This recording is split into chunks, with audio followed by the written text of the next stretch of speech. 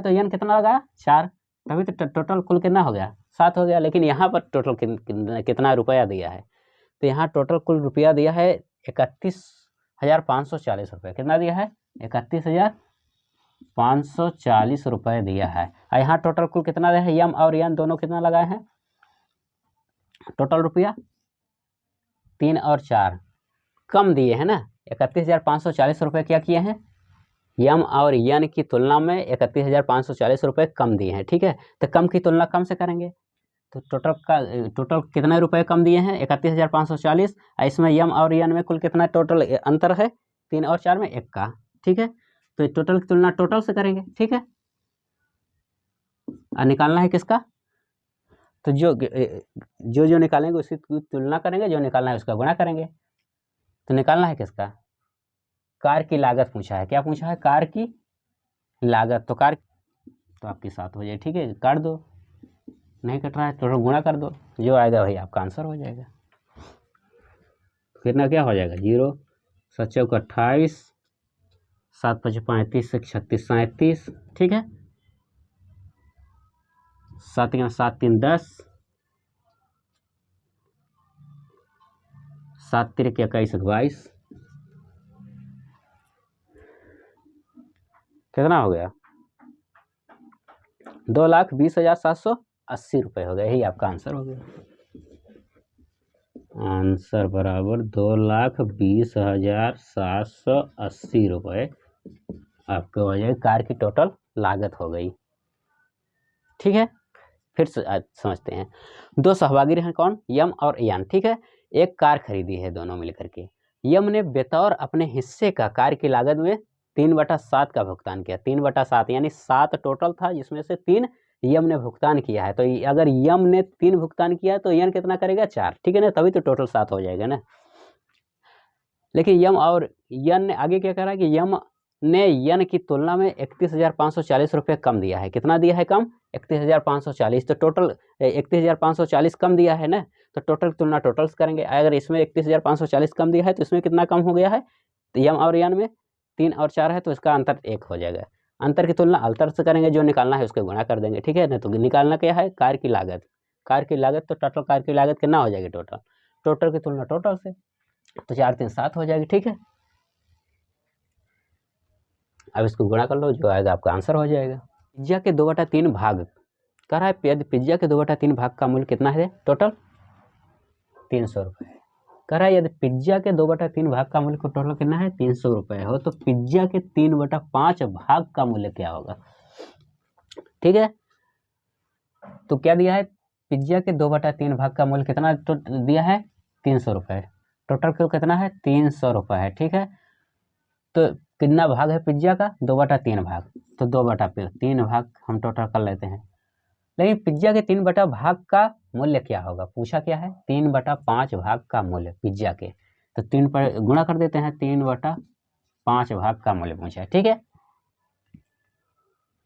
तो कैसे हो जाएगा, कह रहा है यदि पिज्जा का 2/3 भाग, यदि पिज्जा का 2/3 भाग का मूल्य 300 रुपये है, तो 300/2/3 कर दिए इतना। ठीक है, हो तो पिज्जा के 3/5 भाग का मूल्य, यही चीज पूछा है, पिज्जा का 3/5 भाग का मूल्य बताई दिए, तो टोटल इसी में 3/5 भाग तो गुणा कर देंगे। ठीक है, अब इसको हल कर लो, जो आएगा वही आंसर हो जाएगा आपका। तो हल कैसे होगा, तो सबसे पहले क्या करेंगे हम, 300 गुणते इसको ऊपर ले जाएंगे तो क्या हो जाएगा, 3 से गुणा हो जाएगा। ठीक है, बटे 2 गुणते कुल कितना हो जाएगा, 3/5। ठीक, अब जो कट रहा है काट दो।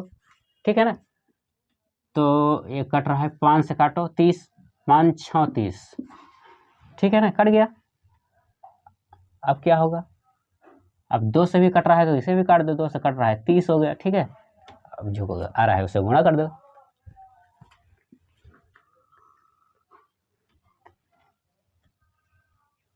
कितना आ गया आपका आंसर, 3 3 3 27, यानी 270 टोटल आंसर आ रहा है। सी क्वेश्चन नंबर 80 में क्या कर रहा है साथियों, कह रहा है कि जब प्लाईवुड, कह रहा है जब प्लाईवुड के 0.23 सेंटीमीटर मोटाई वाले, क्या कर रहा है, जब प्लाईवुड के 0.23 सेंटीमीटर मोटाई वाले 472 टुकड़े एक दूसरे के ऊपर रखे जाते हैं। ठीक है, कितने टुकड़े, 472 टुकड़े एक दूसरे के ऊपर रखे जाते हैं तो इस प्रकार बने स्तंभ की मीटर में ऊंचाई की, मीटर में क्या है ऊंचाई क्या होगी, यही चीज पूछा है। ठीक है साथियों, तो क्या करेंगे इसको हम सबसे पहले कैसे हल करेंगे। सबसे पहले जब प्लाईवुड के 0.23 सेंटीमीटर मोटाई वाले 472 टुकड़े एक दूसरे के ऊपर रखे जाते हैं तो एक दूसरे के ऊपर रख दो, हमें कितना है टोटल 0.23, ठीक है 0.23 क्या सेंटीमीटर है ना, 23 कितने टुकड़े में 0.23 के गुणा कर देते हैं 472 का, ठीक है 0.23 में 472 गुणा करके अगर सेंटीमीटर में दिया है तो इसको हम मीटर में निकालेंगे तो क्या करेंगे 100 से क्या कर देंगे गुणा कर देंगे, जो आएगा आपका वही आंसर हो जाएगा। ठीक है, अब इसको गुणा कर लो, अब वो सॉरी इसको हाँ गुणा कर लो मतलब हल कर लो। ठीक है, तो हल कर लोगे, अब इसको हल तो करना ही पड़ेगा ना, तो क्या हो जाएगा हल करोगे तो, अब इसको हल कर लो आराम से।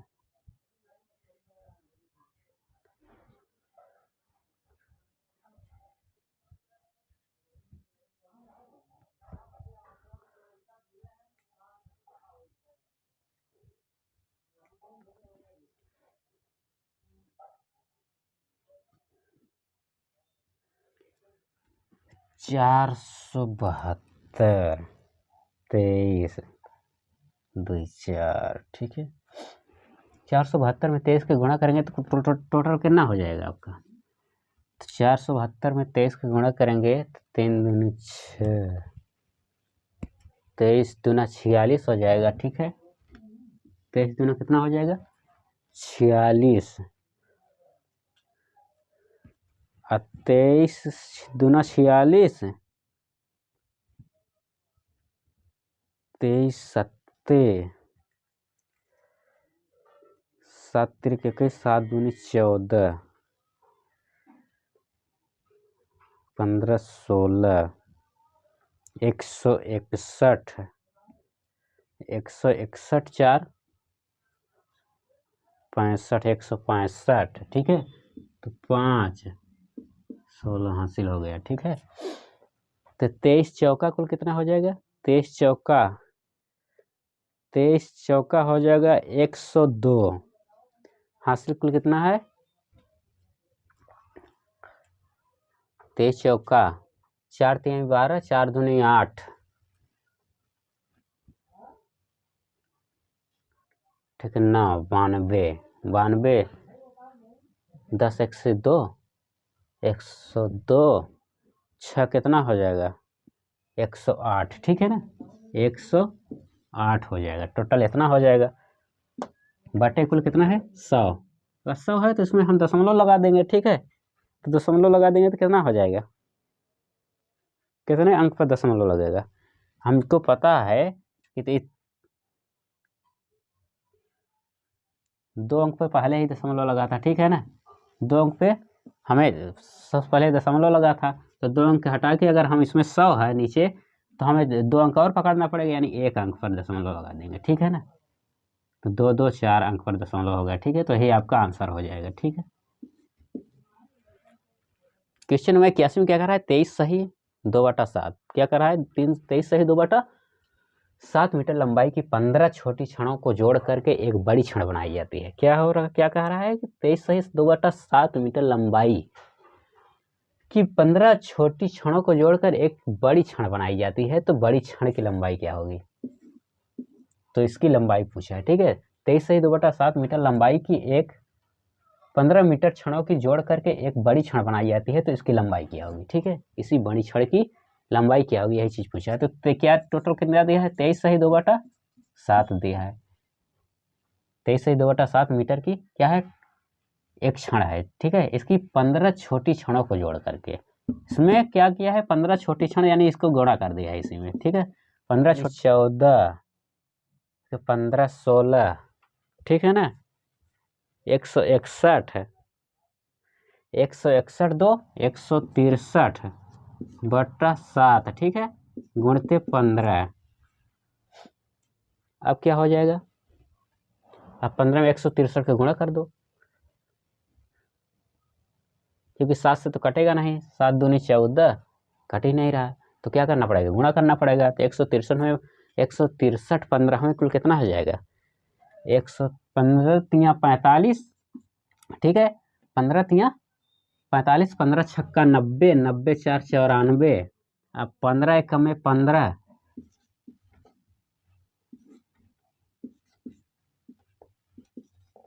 अब इसको काट दो, कट रहा है तो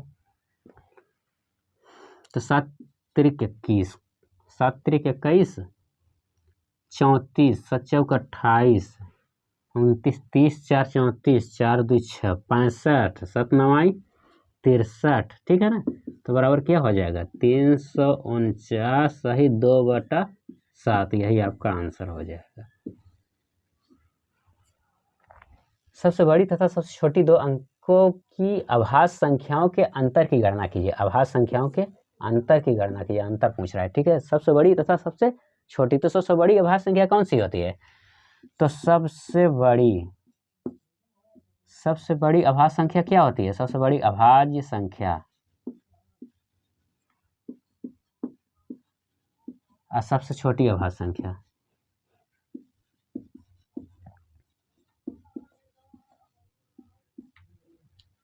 ठीक है।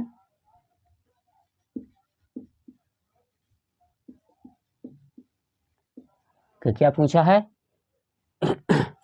अंतर पूछा है, ठीक है ना। क्या पूछा है, अंतर, ठीक है। किसका, 2 अंकों की, कितने की, 2 अंकों की। कह रहा है सबसे बड़ी और सबसे छोटी 2 अंकों, सबसे बड़ी 2 अंकों की सबसे बड़ी संख्या क्या होती है, 2 अंकों की सबसे बड़ी अभाज्य संख्या क्या होती है, 2 अंकों की सबसे बड़ी अभाज्य संख्या होती है 97, क्या होती है 97, ठीक है। आज सबसे छोटी 2 अंकों की अभाज्य संख्या क्या होती है, सबसे छोटी अभाज्य संख्या होती है 11, 2 अंकों की, ठीक है ना। बस हो गया, इसी में घटा दो, और क्या, इसी में घटाओगे तो क्या हो जाएगा, बराबर क्या ना हो जाएगा, बराबर हो जाएगा 7 में से 1 गई 6 और 9 में से 1 गई 8, यही आपका आंसर हो जाएगा 86।